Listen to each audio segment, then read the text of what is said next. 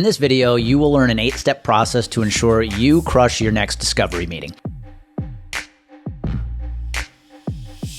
Hi, my name is Andy NEARY, CEO and founder of Complete Game Consulting, where we help insurance professionals turn brand awareness into business growth. And in this video, I'm going to teach you a simple 8-step process that's going to ensure you hit all the right points in a discovery meeting. Hey, I'm not a sales guru, but I like to break things down into a simple format or checklist that I can follow to make sure I am hitting upon every point I want to hit upon to help my prospect take the next step with me. And that's what I'm going to help you do in this video. Because for most insurance professionals, there is no plan when it comes to the discovery meeting. The plan is simply, I'm going to puke my knowledge all over this prospect. I'm going to impress them with how much I know.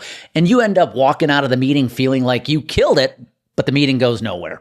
Welcome to the first 10 years of my career, because I didn't have a process. And what we're talking about today is nothing more than having a simple process to make sure you're maximizing everything you want to get accomplished inside a discovery meeting. When you learn these 8 steps, you'll be able to walk out of that meeting and check the box of all 8 to know that you put yourself in the right position to get the second date. So let's talk about those 8 steps. Step number 1, pre-call.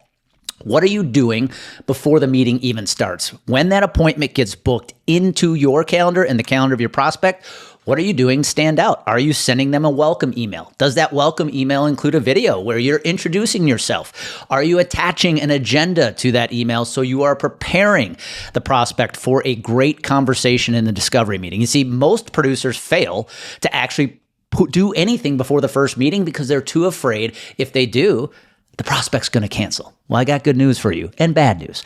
They're going to cancel no matter what.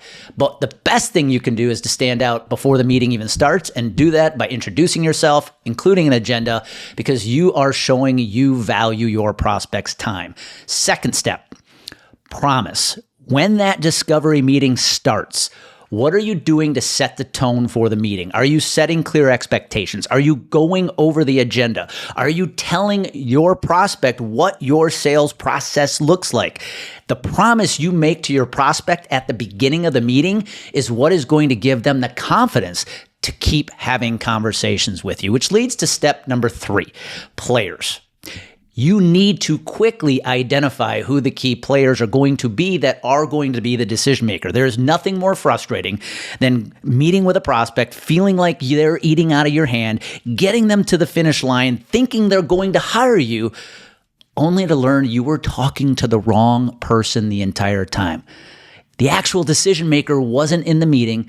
They have other relationships with other advisors. That advisor is their brother-in-law, and you learned you just spent weeks trying to win the business of a prospect who was never going to hire you. So early in a discovery meeting, you have to quickly identify who the key decision makers are going to be to ensure you get an opportunity to present to the decision makers. That is going to give you the best chance to win, which leads to step number 4. Power 4. These are the 4 questions you must ask in every discovery meeting, no matter what kind of fact-finding you do, because it's going to allow you to create your prospect story. Question number 1. What is your number 1 goal right now? You need to find out what the prospect is trying to accomplish. Question number 2. What would it mean if you could achieve it? You want the prospect telling you where they want to go, what kind of destination they want to paint. Because now that you know where they want to go, it's going to be easier to craft a solution to help them get there. Question number 3, what is the challenge keeping you from the goal? Find out what their biggest issue is right now, because you're going to have to create a solution that solves that problem. And question number 4, how is that challenge impacting you in the business right now? They are telling you what failure looks like for them today. These 4 questions provide so much content for you to deliver an amazing proposal when you come back with your solution. So do not forget to ask the Power 4, which leads to step number 5, process. Now it's your chance to talk about your process and how your agency's process will bridge the gap between where they are today and where they want to be. You need to be clear about what you do to help prospects like them overcome their problem and achieve their goal, which leads to step number 6, proof. There's nothing more powerful in a discovery meeting than you sharing an example of another client, just like the prospect, who you have helped overcome their challenge and achieve their goals. When you provide proof of the work you do, it gives your prospect that ability to say, if they've helped them, maybe they can help somebody like us.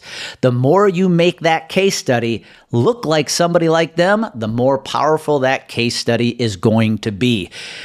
Now, you've done everything you can up through step 6. You have delivered on your promise. You have identified the key players. You have asked the power 4. You have walked through your process. You have shown proof of the work you do. Now it's time for step number 7. Pivot. This is where you throw a little curveball at them. Now you need to ask them, based on everything you've seen, is there anything that would keep you from doing business with us? This is where a no is a yes. You see, just because you've done everything you could to identify their challenges, identify their goals, show them how your process can help them overcome their problem and achieve their goal, your job isn't done. You need to throw this question at them to determine how serious they are about buying from you.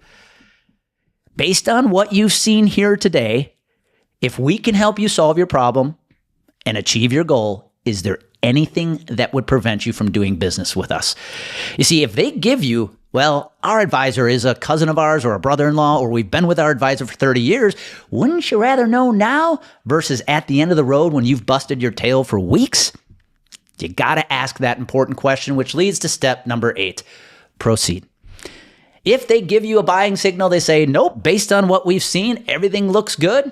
Now you've got to proceed. And the best thing you can do at the end of that meeting is to commit to meeting number 2. Proceed is creating clear next steps so that they are clear about where you're taking them and you are clear about what you can do to help solve their challenges. You see, I'm not a sales guru, as I mentioned earlier, but by breaking down a discovery meeting into these 8 steps allowed me to go back to my office after the meeting was done and just go through every step, make sure I hit upon every step, because I knew at that point I have done everything I possibly could to put myself in the best position to proceed with that prospect. So give it a try. These 8 steps changed my sales career. It took me from somebody who was a failed insurance professional to have a lot of financial success, and I know they could do the same for you.